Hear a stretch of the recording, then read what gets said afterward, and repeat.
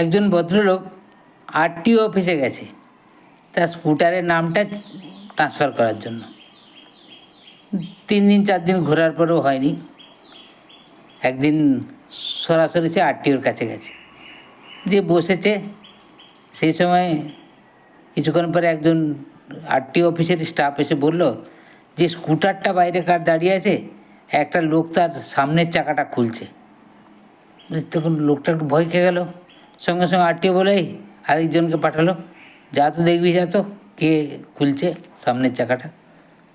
সে গেল, কিছুক্ষণ পরে ঘুরে এলো, এসে বলছে যে ছানাটা এসে বলল, একবারে বোকা, গাধা, একবারে মাথাটা মোটা, কোনো বুদ্ধি নেই, কোথায় সামনের চাকা খুলছে?